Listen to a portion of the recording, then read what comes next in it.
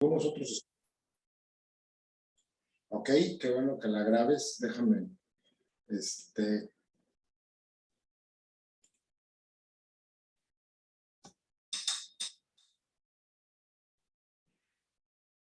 lo digo, y esta computadora está re buena, fue la más moderna que había cuando la compré, es de Touch, ni siquiera tengo teclado ya, pero bueno, ya se me está haciendo lentona cuando yo empiezo.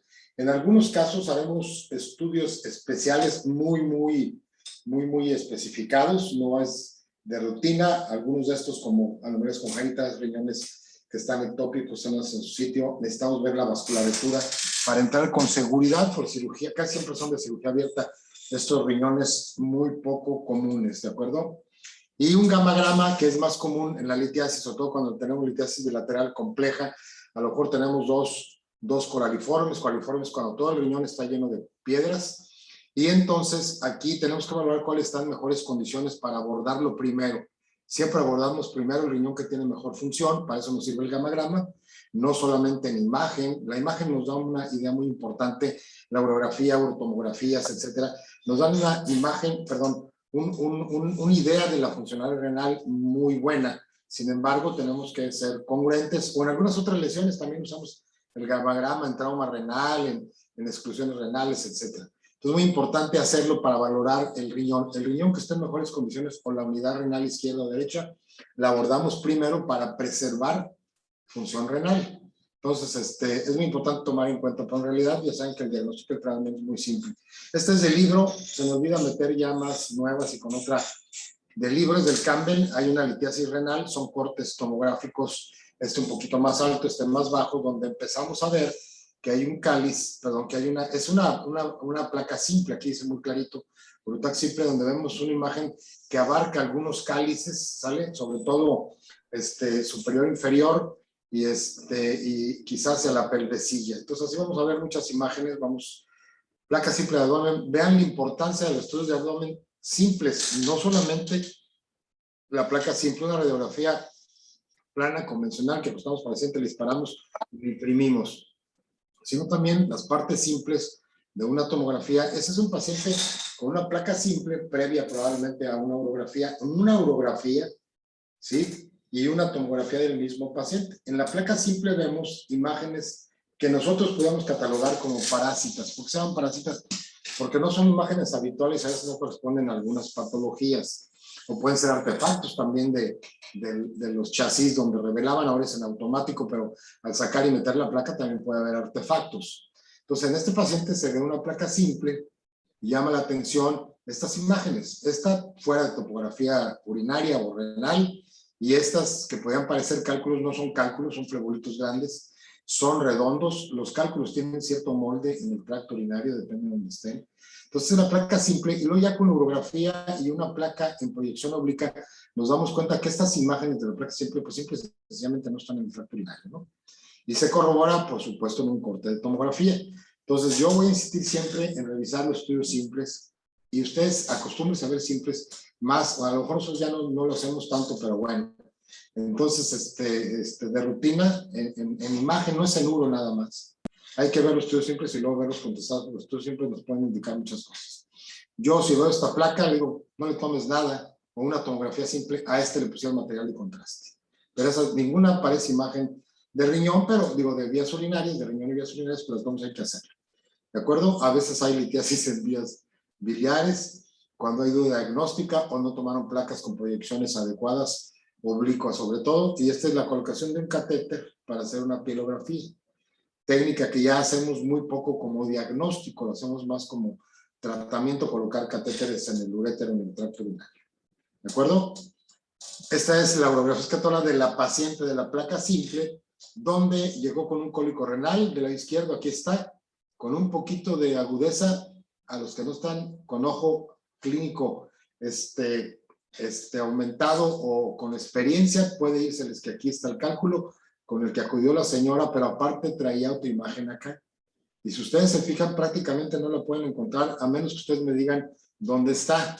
¿De acuerdo? Yo sí sé dónde está. Ah, muy bien. Aquí está. No estaba en pelvecilla, estaba en uno de los cálices mayores. Acuérdense de la imagen de la placa anterior, es más, se los voy a mostrar.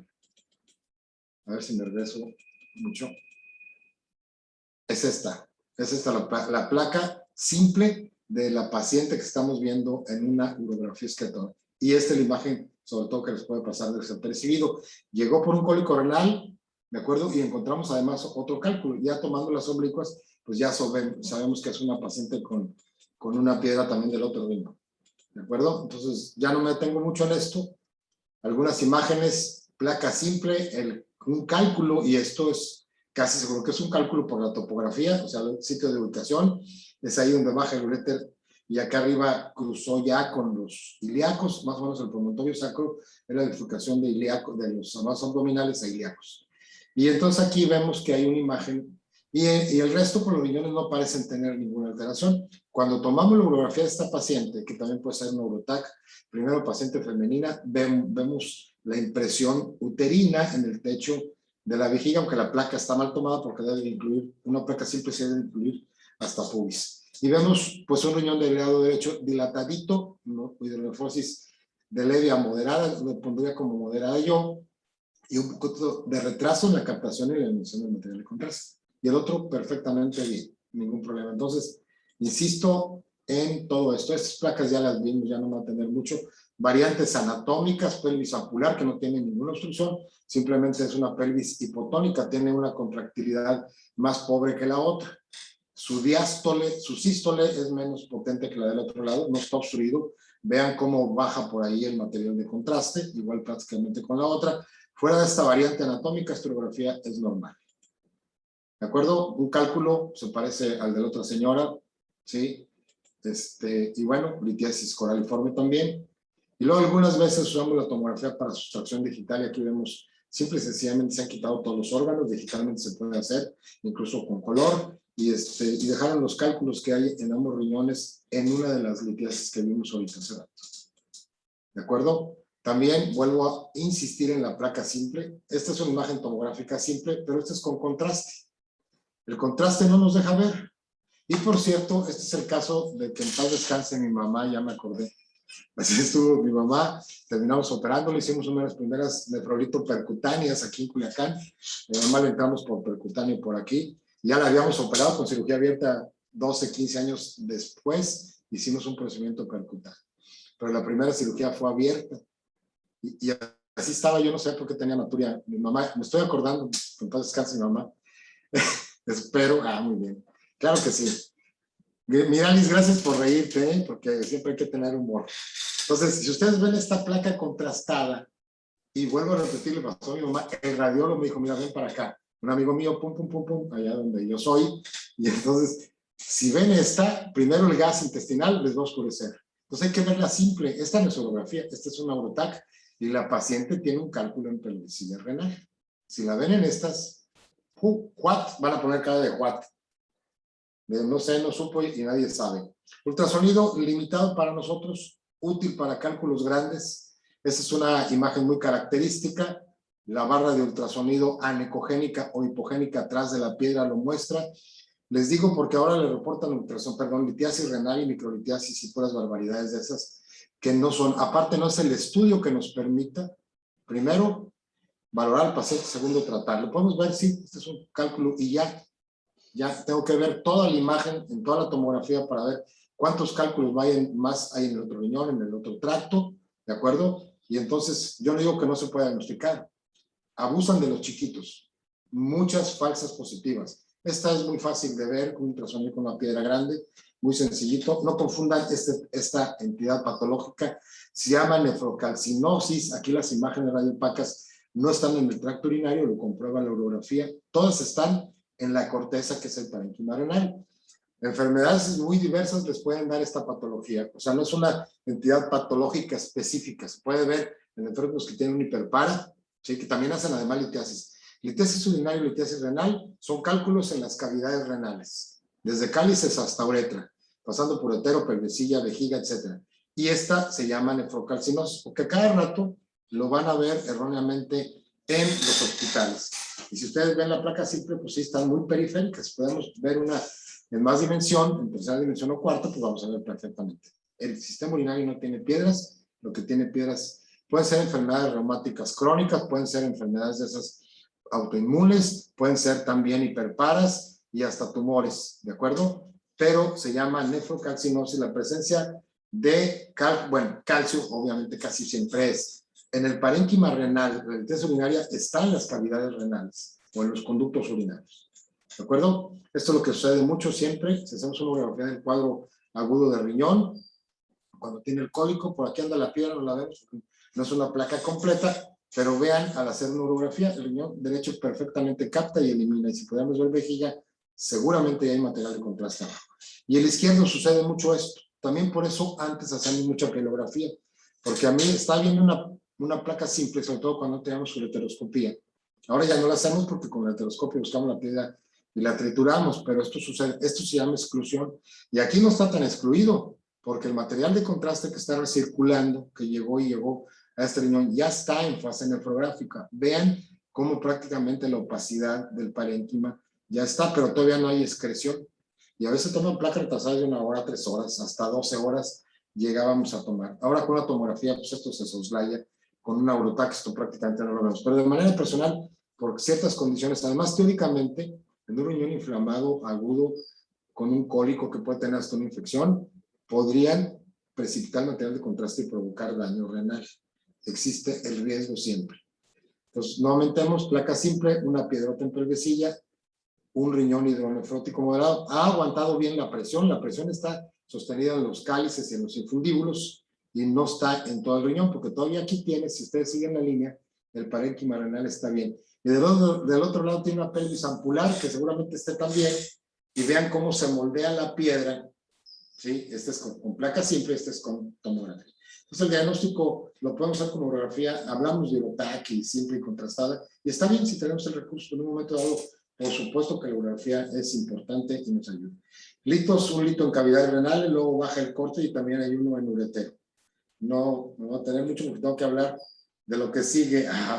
Lito medio, de mucho tiempo evolución, una gran uretero hidronefrosis, incluso hasta riñón chiquito, ¿eh? ¿Por qué? Porque la presión ha sido más soportada por uréter y por pelvecilla, la presión hidrostática que se genera al tapar algo. Entonces, un riñón incluso atrófico, este riñón, nada más a simple vista es más para quitarlo que y no se lo quité, ya me acordé. Y esta fue cirugía abierta, le quité la piedra. Y unos meses después todavía el señor estaba con su riñón preservado. Hay que ser preservadores, siempre de función renal. Acostumbro a ver esta imagen, una placa simple de abdomen, vemos mucho color, no es un paciente preparado para algo, es un paciente para una placa simple porque trae un catéter colocado y queremos ver si se lo retiramos o hay piedras residuales, es lo más común. También se ponen en alguna uropatía obstructiva, en algunos cánceres, etcétera, etcétera, pero se van a acostumbrar a ver esto del catéter WJ que es rutinario. ¿De acuerdo? Bueno, placa simple, perdón. Placa simple, cálculos en ambos riñones, parecen ser. Las imágenes izquierdas, las imágenes oblicuas nos van a decir. Y esta es una tomografía, aquí ya no necesitamos hacer imágenes de nada, es el mismo paciente, litos renales bilaterales, riñones preservados. Es una urografía, es una Urotac simple, ¿de acuerdo? No tiene contraste, por eso es importante. Bueno, las densidades de los cálculos, esta imagen creo que viene en el Tanago todavía, y algunos cálculos, los menos densos, son los de ácido úrico. Este está un poquito denso, pues seguramente tenía tiempo. Calcio, oxalato, fosfato, ¿de acuerdo? Y aquí vienen otras imágenes de cálculos extraídos quirúrgicamente. Es un cálculo vesical y este es el cálculo coraliforme. Vean cómo, este es de Struvita, se me hace, el C, sí. El Sahor Calculus, así se llama, cálculos en asta de venado, se llama en idioma inglés. En idioma latino, en español, lo conocemos como cálculo coraliforme, porque su morfología semeja al coral, ¿de acuerdo? Algunos que hemos visto, pues en videos, o que han visto, que se meten a bucear, ¿vale? Así está el coral, y entonces vean cómo está moldeada pelvecilla, algunos de los cálices mayores y aquí hasta los menores, ¿de acuerdo? Entonces es muy importante esto, y son cálculos, esta es una de vejiga seguramente, por la forma, este es de riñón, pero son los de Struvita, fosfato, magnesio, amonio, entonces es importante ver siempre la densidad. ¿De acuerdo? Esta es más o menos su radiopacidad y un poquito la etiología. Esto, por supuesto, puede variar, no todos necesariamente tienen trastornos metabólicos, ¿de acuerdo? Y estamos ya empezando a ver lo más importante. la frecuencia mayor de cálculos en las vías urinarias o de piedras o de litos es calcio, ¿de acuerdo? En forma de fosfato y oxalato. En total estos llegan a tener 80 y hasta arriba, ¿de acuerdo? Y las unidades Hounsfield, esto quiere decir, de tomografía, los más y los menos densos. Los más densos es el calcio, ¿de acuerdo? Y luego los calcios, los dos son los más densos. Luego viene la estrubita, la bruchita, que es otra morfología un poquito rara, también asociada a fosfato, pero con más calcio que la estrubita. Y el ácido úrico, que tiene una radiolucidez menor que cualquiera, es el más radiolúcido, es el menos radiopaco, ¿de acuerdo? No necesariamente los que tienen hiperuricemia o hipoxuria tienen que hacer una piedra. También lo hacemos por un trastorno. Vuelvo a repetir, a lo mejor ese fin de semana comimos mucho ácido úrico. Yo tenía un albañil que se echaba unos pedacitos de carne asada y luego le dolían las articulaciones así de rapidín. Entonces es muy importante esto. La estrubita sabemos que es un cálculo infeccioso y los raros de aminoácidos como cistina y jantina, que son defectos metabólicos, pero vean la densidad, la estrubita, la bruchita y los de calcio son los más densos, así de fácil. Los vamos a ver muy fácilmente hasta en placas simples. Bien, es una imagen endoscópica de un libro, son las placas de Randall, son los primeros depósitos que casi siempre de ácido úrico, pero puede ser calcio de primera intención, y es cuando se han quitado piedras, y todavía queda ahí su imagen y su huella. Por eso es importante siempre tratarlos médicamente a todos. Estas son las famosas placas de Randall, ¿de acuerdo? Y ahí van llegando. Estas son placas de Randall en un paciente que se le quitaron piedras, seguramente, pero así se ven cuando están empezando. Oxalato calcio 75%, fosfato calcio 5, nos da un 80. Los libros varían, pero más o menos 80 sería 80-85.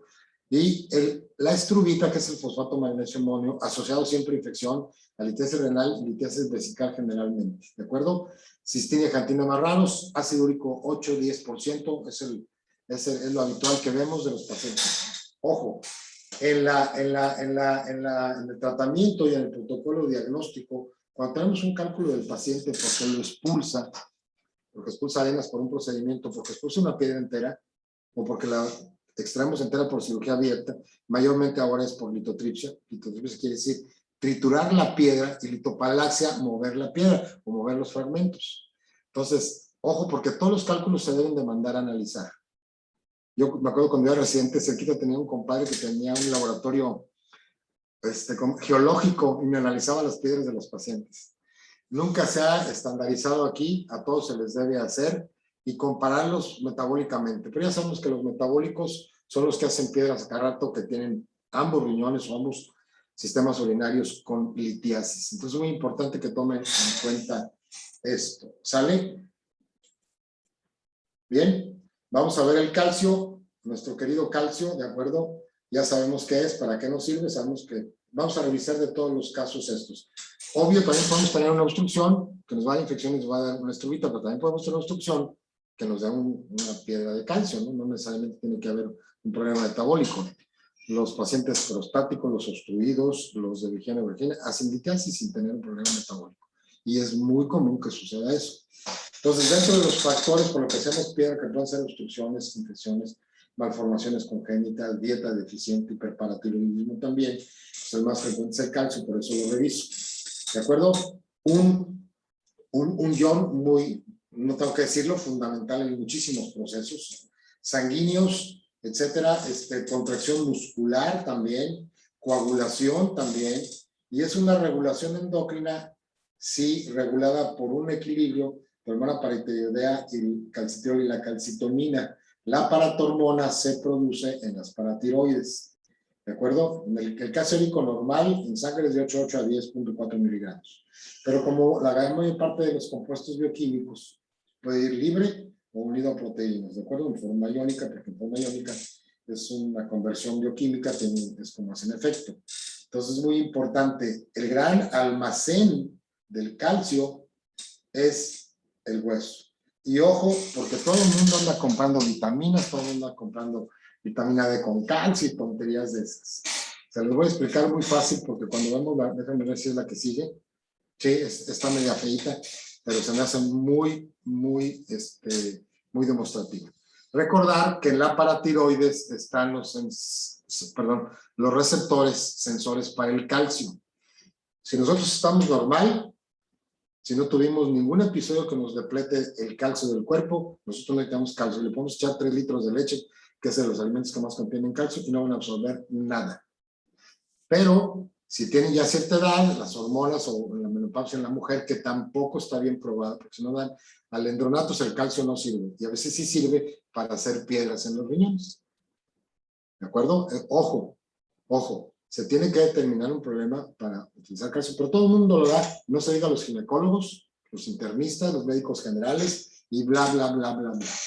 Entonces, el nivel del calcio determina, si el doctor Alfaro ahorita fue a correr y sudó y se vino corriendo a la clase, ni siquiera echar un trago de agua, seguramente traigo ya por ahí el calcio bajo. No yo sé que se ría Miralis, pero puede ser un ejemplo. Luego ando sufriendo allá en la escuela cuando así me iba a veces sin tomar agua y ahí voy corriendo. Entonces, y nos vamos a ver, claro que sí, presenciales, o lo tengo bien entendido. Entonces, si yo estoy bien, por mucho que le echen calcio en la dieta, ahí se queda. Pero si nosotros estamos en cierta depresión de calcio, a lo mejor ya tenemos mucho rato en ayuno, ¿de acuerdo? A lo mejor echamos un taquito anoche a las 6, 7 y ya no hemos comido nada. Entonces podemos traer el calcio bajo y los receptores se van y van a activar la paratormona. La paratormona tiene 3 acciones. Yo les llamo medio aguda y medio crónica, porque puede ser variable en cada paciente. Su función es mantener los niveles de calcio en sangre estables para que no pase nada. Si a mí no me falta calcio en ninguno de ustedes, y menos a Miralis, que ya se echó ahí un taco de algo o un trago de leche, seguramente su paratormona está igual que hace 30 minutos o anoche. Entonces, muy importante la paratormona. Actúa, y yo le llamo una regulación así medio agudo. Primero, actúa en el intestino. ¿Sabes qué? Te falta un poquito de calcio y entonces en el intestino empieza la paratormona a absorber el calcio que haya de los alimentos. Y si no le ajusta esa función, se pasa a la que sigue, que es la del riñón, y empieza a reabsorber calcio en el túbulo contorneal para mantener nuestros niveles. Y al último, vamos al hueso. Si aquí no encontró calcio, la paratormona, parezco profesor de primaria, no enseñándole a los niños, pero bueno, me faltaba más poner una película de caricaturas. Si no le ajusta o si no alcanza la paratormona para regular el nivel de calcio que tenemos en la sangre, porque nos empieza a dar calambres y pues, un chorro de cosas, bueno, entonces ya va al hueso, porque ahí va a encontrar calcio a fuercitas, aún en los viejitos, etcétera, ¿no? Los más depletados de calcio son las personas que tienen cierta edad, pero sobre todo los que están en vida sedentaria, que están enfermos y que están en cama. Eso sí tienen un hueso muy frágil y también lo puede hacer. Entonces son los 3 sitios de paratormona de acción para que la paratormona, esto normalmente se los pregunto a ustedes, pero ahorita pues ya no les voy a preguntar. Muy bien. Entonces, ya revisamos el metabolismo del calcio, que es muy importante. Vamos a ver qué hacemos. Déjenme checar un poquito porque tampoco los quiero colgar. Muy bien, voy en tiempo. ¿Qué hacemos con los pacientes? Durante mucho tiempo hicimos cirugía abierta convencional. No teníamos aparatos endoscópicos. Ahora esta cirugía es muy poco frecuente hacerla. ¿De acuerdo? Desde que llegó los procedimientos de endoscopía y endurología. De hecho, uno de mis alumnos ahorita está haciendo enduro. Con el doctor López Verdugo les comentaba un egresado de aquí, él y también un muchacho, el hijo de un compañero médico que murió con COVID, por cierto, su papá. Entonces es muy importante. Pero mucho tiempo hicimos esto. Nefrolito, pielolito, es abrir el riñón en la corteza, en la pelvecilla, o quitar el riñón porque simple y sencillamente no funciona. Ureterolito es abrir el uretero, sistolito, etcétera, etcétera. Entonces durante mucho tiempo lo hicimos. Me parece también que yo voy a hacer una crítica aquí para residentes de cualquier área, sobre todo cirugía y uro, porque luego de repente cuando tienen que hacer un procedimiento abierto no se ven muy bien los muchachos. Yo recuerdo el programa académico de mi especialidad, el último año, hacíamos la cirugía endoscópica que teníamos en ese momento, que era resección de próstata, litiasis, canasteo a ciegas de las piedras estaban bajo el uretero, una chulada, pero también era riesgo y nunca nos pasó nada. Entonces, primero, en uro nos debemos entrenar a cirugía abierta. Era más fácil que yo hiciera una nefrectomía por cualquier causa a que hiciera una resección transuretral de próstata, era parte del último proceso. Por eso uro ahora son 4 años con muchos especialistas que subieron y el 4º año se dedica a procedimientos endurológicos, procedimientos de invasión mínima que a veces también tienen las mismas complicaciones, por cierto, y aquí me gusta hacer un paréntesis, no porque se operen con cirugía cerrada de mínima invasión tienen menos. Las complicaciones son las mismas, ya los vimos, y los resultados también. Lo que cambia la recuperación, porque tampoco cambió la economía de los pacientes. Aquí tendríamos que hacernos una crítica. Y no lo digo yo, lo dije en todos los organismos internacionales. Ok, ya no le abrimos ni le rajamos la región lumbar al paciente para hacerle una nefrolito, le hacemos una percutánea y el señor en unos días anda a todo dar cuando le quitemos la sonda de nefrostomía. ¿De acuerdo? Pero no siempre, a veces tenemos que ir a abrir todavía. Y entonces los muy entrenados en cirugía cerrada, créanme que a veces se ven mal. Lo he visto y también con cirugía. A veces los muchachos hacen muchas coles laparoscópicas y luego cuando les sangra, ay cabrón, ahí empiezan los correderos. Pero bueno, en fin, a veces los procedimientos ya endoscópicos se pueden hacer por laparoscopía. Todo es endurología. El acceso percutáneo, si yo voy a quitar una piedra que está, para eso es el criterio, si yo voy a quitar una piedra coraliforme o sencilla por percutáneo, también puede entrar, si está en pervesilla, por una laparoscopía. Entonces, generalmente, el tener todo el equipamiento nos ayuda. Y ahora tenemos que hacer plastías, a lo mejor quitamos la piedra y hay que corregir también un miembro ureteropiélico que está por ahí mal. O hacemos una litotripsia y ahí se echa, hacemos una RTU, o lo abrimos, porque si te echas 3 horas en una litotripsia vesical, y yo en 40 minutos, no yo, en 1 hora hacemos ese procedimiento, también es absurdo que te estés 3 horas triturando una piedra. Entonces, eso tiene mucho que ver. Yo cuando aparecían las primeras. Una de las primeras, en un cáncer de riñón que vi cuando, hace muchos años, en uno de los congresos, cuando empezaba ya toda esta técnica, se echaron 9 horas con un cáncer de riñón y lo habían sacado en 2 horas. Entonces, tampoco es así como, siempre tengo que tomar en cuenta eso. Y la conversión siempre se le debe platicar al paciente, que en un momento dado podemos abrirlo para hacer un procedimiento abierto. En litiasis y por supuesto que en otros procedimientos. Se llama conversión hospitalaria. Esta era la cirugía abierta, se hace muy poco. Abrimos pelvesía para hacer una pielolito y acá estamos abriendo el borde externo. Recuerden de la línea de Brodel, las arterias renales vienen así y esta área es avascular relativamente. Ahí no sangra, sangra menos. Pues sí, pero también puede sangrar mucho. Estas son nefrolitos pequeñas y pielolitos más pequeñas. Si se fijan, aquí hay una pinza vascular para ligar los vasos, para que no nos sangren y hacemos este procedimiento, ¿de acuerdo? Son la cirugía abierta, esto ya casi, no en un 100, se ha ido sustituyendo, pero todavía se siguen haciendo estos procedimientos.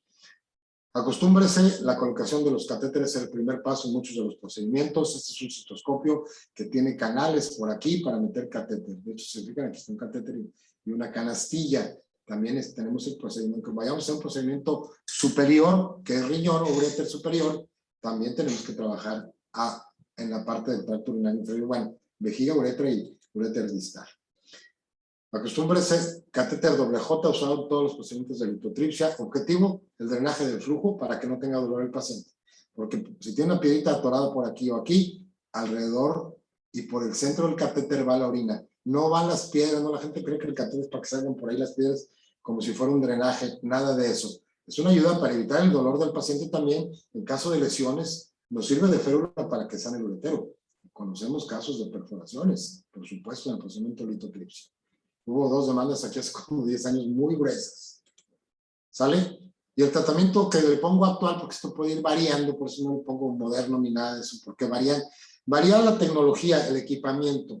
La litotripsia se incorpora con ondas de shock, es poner a una paciente en un aparato y darle golpes de choque, no es láser, no inventen, no charlatanín con los pacientes. Es una onda de shock que equivale a una bujía que manda una onda de shock que va viajando por la grasa terrenal, penetra el riñón y rompe la piedra. Fantasmagórico, pero sí. Y eso existe de los 80s, lo descubrieron los alemanes, lo popularizan los gringos y lo descubrieron en aeronáutica, ¿sí? En los aviones turbo, que veían cómo se movía el fuselaje y se rompían algunas cosas, no necesariamente de la zona del turbo. Y lo aplicaron en medicina y lo empezaron a aplicar en vesícula biliar, no sirvió para nada. Y luego en esto, y también cuando empezaron a aplicar dijeron, ya no vamos a operar riñones, con esto vamos a hacer todo. Oh, surprise, pues no, la querían para los cálculos coraliformes grandotes como los que acaban de ver, no. Ya su indicación, litiasis calicial o piélica de menos de 2,5 centímetros. Y luego el procedimiento percutáneo, estos son, introduciendo, por supuesto, bueno, aquí también ponemos un catéter doble J, pero son más invasivos. Mínima invasión, pero son invasivos. La nefropercutánea, accedemos por la región lumbar, por aquí, al riñón, y sobre todo para los cálculos grandes, es la que mejor nos sirve, porque estamos trabajando directamente con un aparato que puede ser, por cierto, puede ser ultrasonido, puede ser láser. El láser demuestra que inflama menos, pero a veces el ultrasónico o el balístico es equivale al taladro que están ahí los de la Japaca, sí, o los que están haciendo obras. Ahora por la escuela hay un chorro de cosas que están haciendo.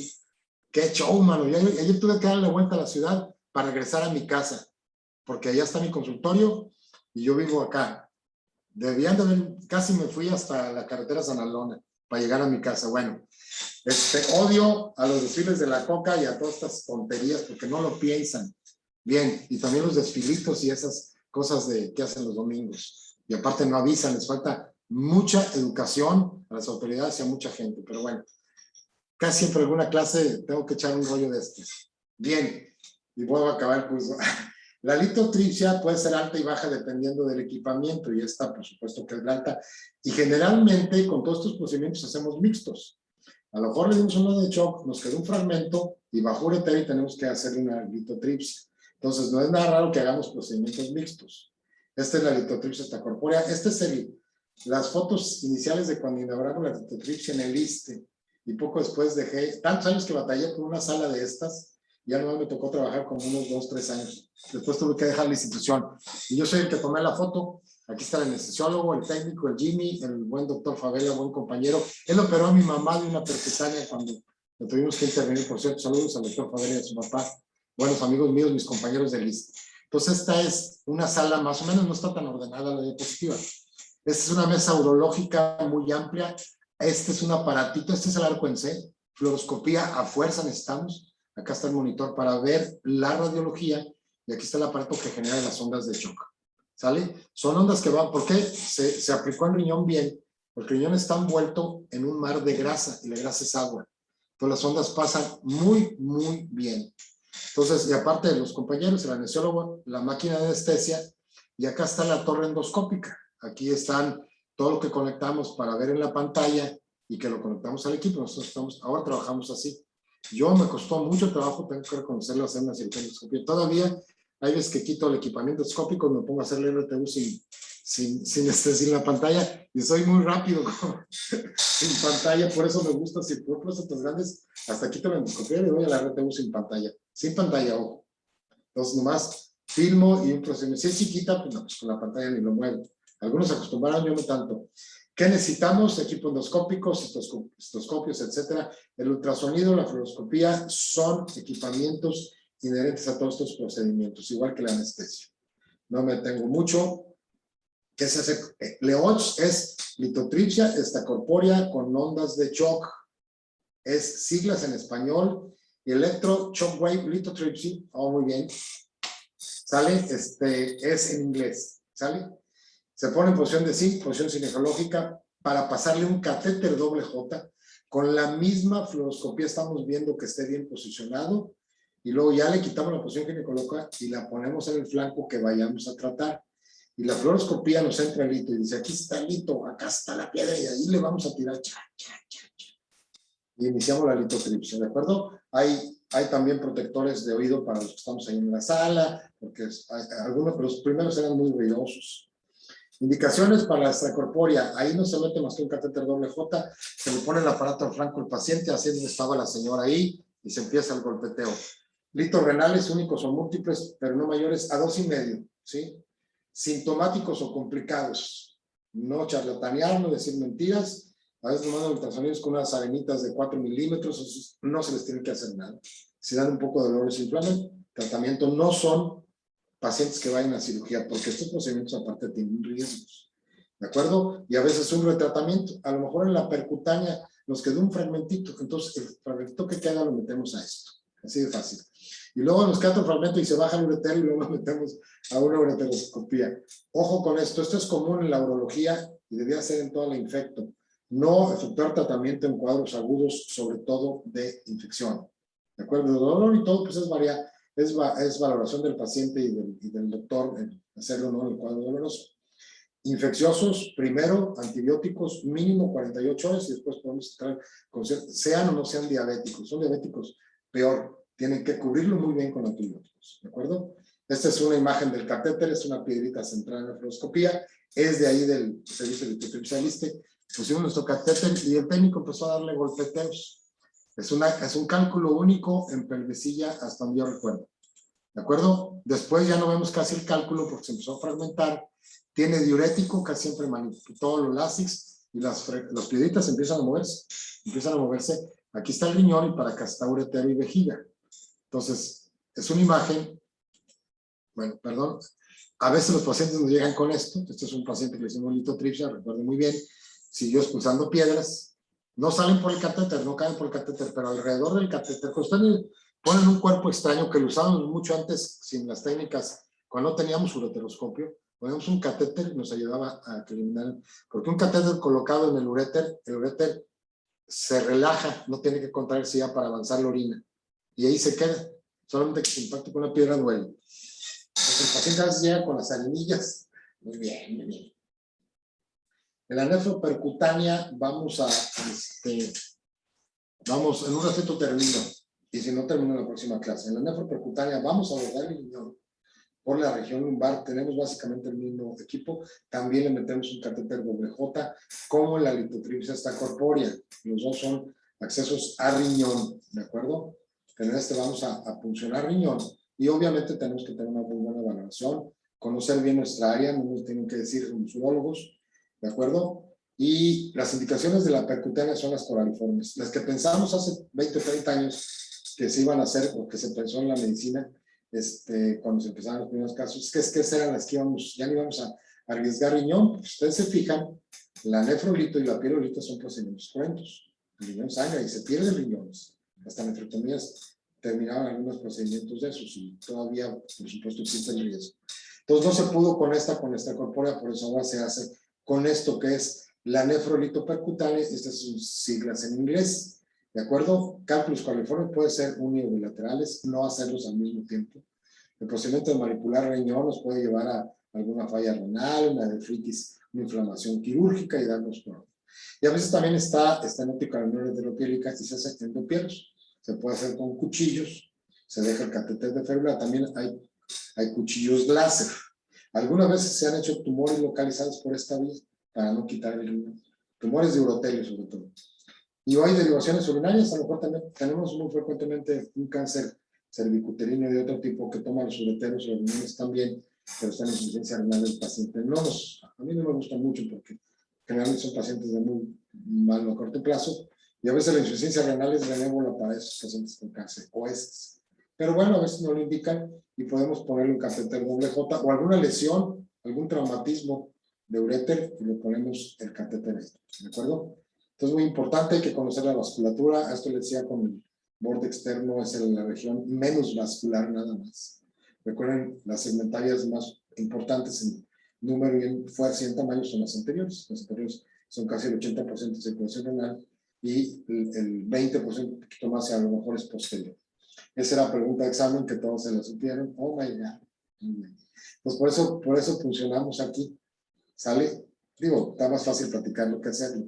Conocer bien nuestra anatomía, el riñón, el vaso en este caso, el hígado es un corte lateral, entonces una representación más esquemática. Esta es la posición del paciente. Le vamos a tener que funcionar en un ángulo entre 30 y 45, ¿de acuerdo? El paciente ya está intubado, tiene esta posición, se le ponen almohadas para que no los sitios de presión.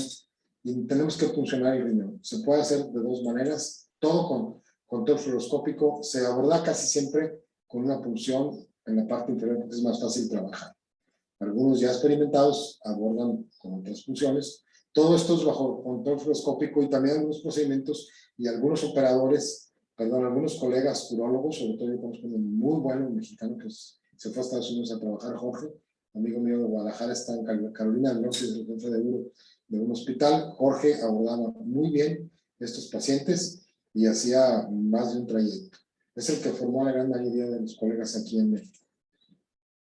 Entonces podemos hacerlo porque le damos posición al paciente, posicionamos la mesa, ¿de acuerdo? Y siempre picar en este sentido, más o menos son 30 grados y ya caeremos. De hecho, esta punción con frecuencia la hacen más los nefros que nosotros. Yo alguna vez le ayudaba al doctor Peña ahí en el ISSSTE y iba con él a funcionar para biopsias. ¿De acuerdo? Pasas una guía, me falta un poquito todavía de tiempo. Termino en 5 o 10 minutos la próxima clase. ¿Sale Miralis? Bueno, Miralis, no, está el grupo, perdón.